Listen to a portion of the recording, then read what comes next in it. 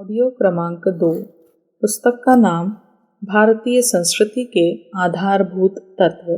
लेखक पंडित श्रीराम शर्मा आचार्य। मानवता का विकास।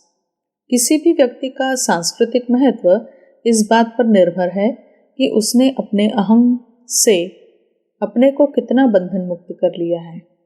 वह व्यक्ति भी संस्कृत है जो अपनी आत्मा को मांझ कर दूसरे के उपकार के लिए उसे नम्र और विनीत बनाता है।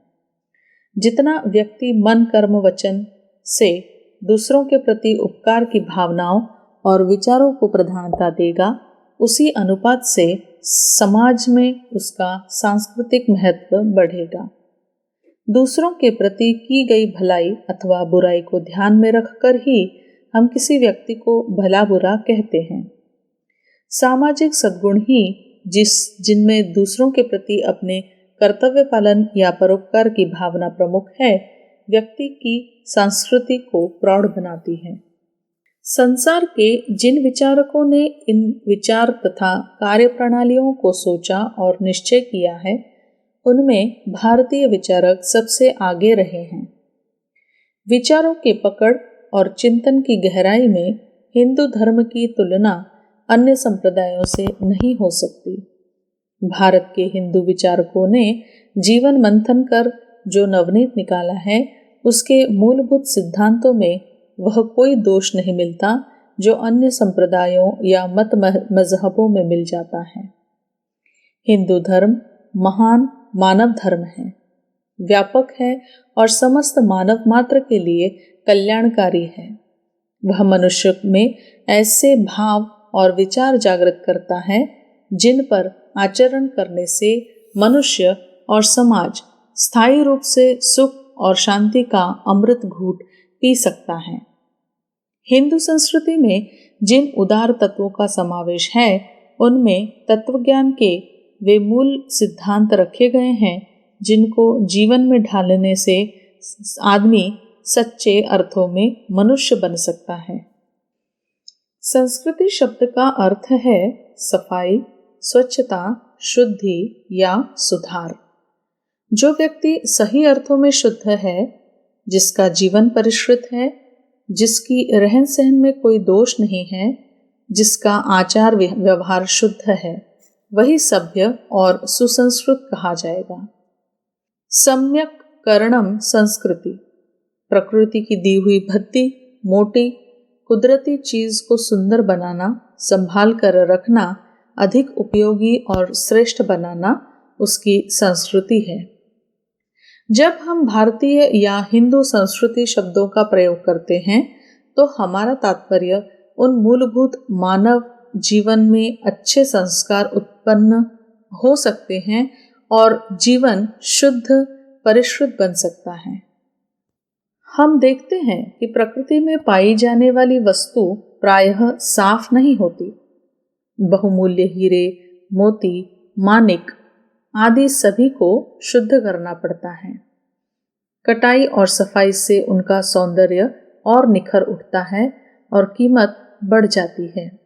इसी प्रकार सुसंस्कृत होने से मानव का अंतर और बाह्य जीवन सुंदर और सुखी बन जाता है। संस्कृति व्यक्ति, समाज और देश के लिए अधिक उपयोगी होता है। उसका आचार व्यवहार, रहन सहन संभाला हुआ, सुंदर, आकर्षक और अधिक उपयोगी होता है। फिर उस व्यक्ति का परिवार तथा उनके बच्चों के संस्कार भी अच्छे बनते हैं।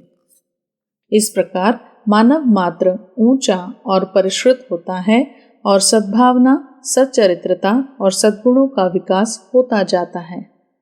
अच्छे संस्कार उत्पन्न होने से मन, शरीर और आत्मा तीनों ही सही दिशाओं में विकसित होते हैं। मनुष्य पर संस्कारों का ही गुप्त रूप से राज्य होता है। जो कुछ संस्कार होते हैं, वैसा ही चरित्र और क्रियाएं होती हैं। इस गुप्त आंतरिक केंद्र अर्थात संस्कार के सुधारने से शारीरिक, मानसिक और आध्यात्मिक शुद्धि का राजमार्ग खुल जाता है।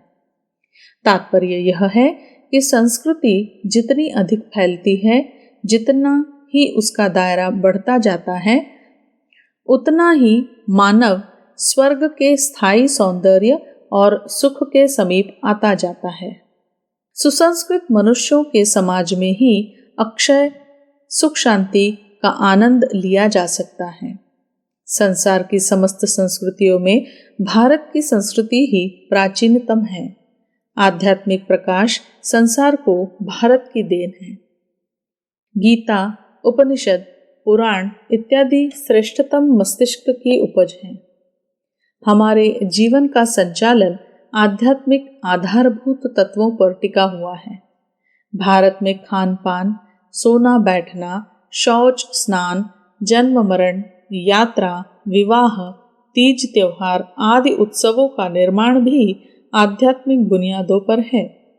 जीवन का ऐसा कोई भी पहलू नहीं है जिसमें अध्यात्म का समावेश न हो या जिस पर पर्याप्त चिंतन या मनन न हुआ हो। आध्यात्मिक आधार। भारतीय संस्कृति मनुष्य मात्र को क्या, संसार के प्राणी मात्र और अखिल ब्रह्मांड तक को भगवान का विराट रूप मानता है।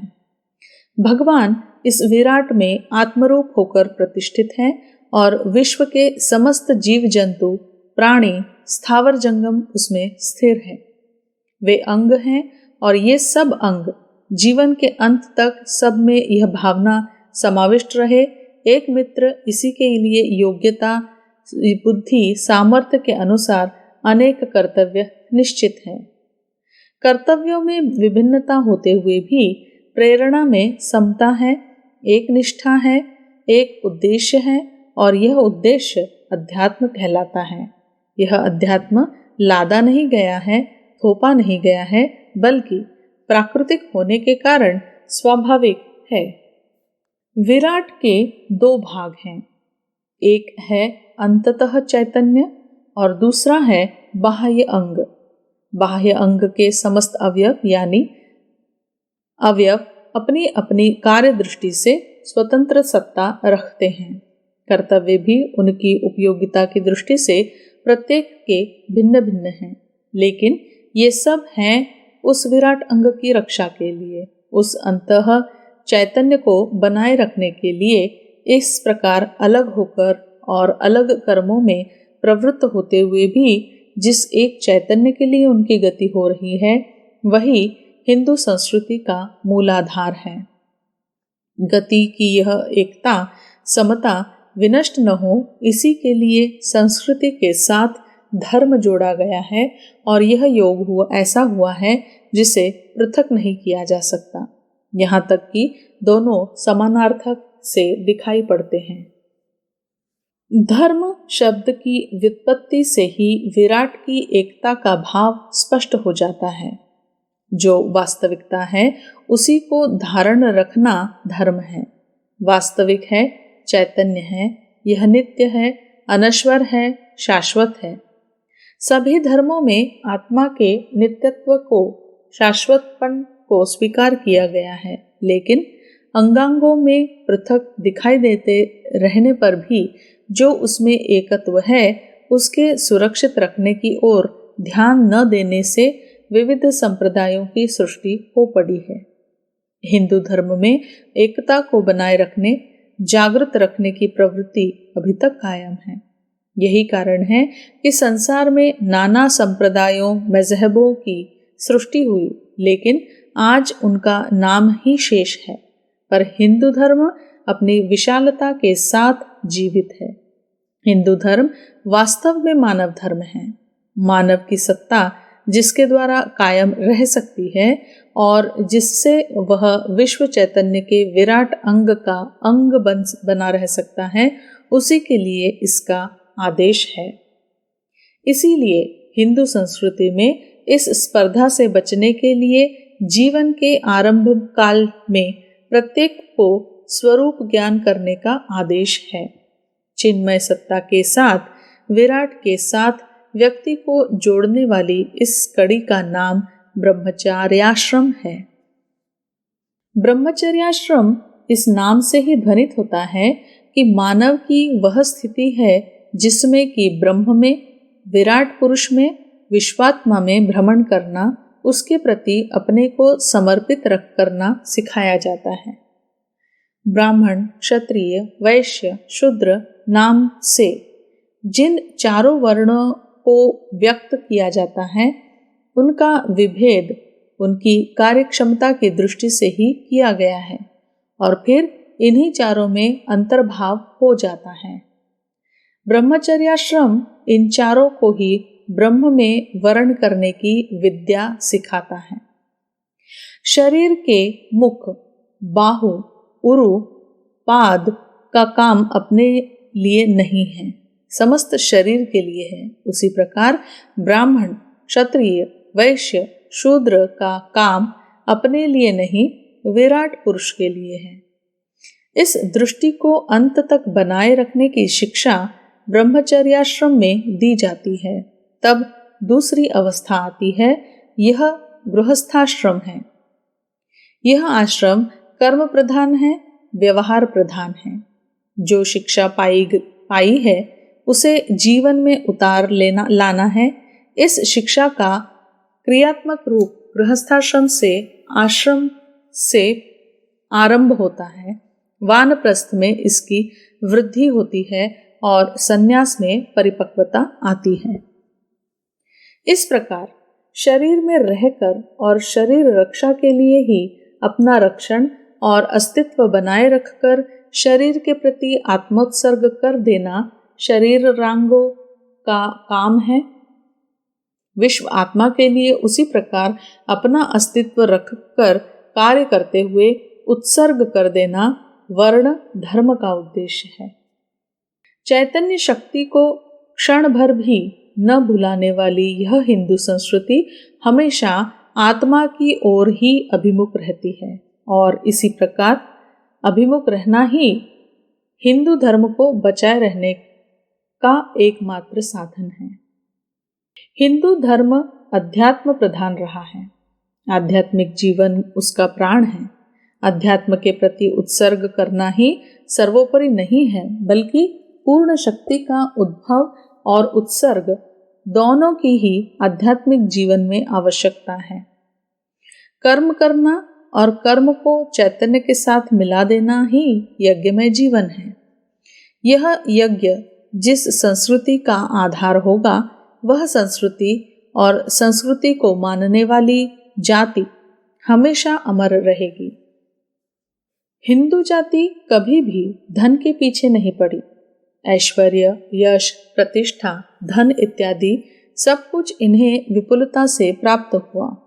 यह धन शायद अन्य राष्ट्रों की अपेक्षा कहीं अधिक था, पर भारतीय संस्कृति का आधार अर्थ, लाभ, धन, विलास कभी नहीं रहा है।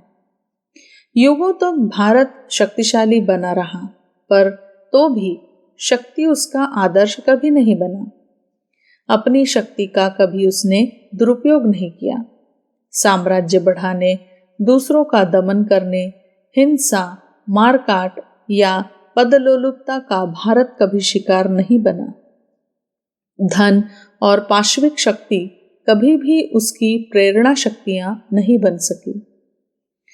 यही एक ऐसी संस्कृति रही है जिसने जीवन के ऊपरी स्तर की चिंता कभी नहीं की है। बाहरी तड़क भड़क में उसका कभी भी विश्वास नहीं रहा है।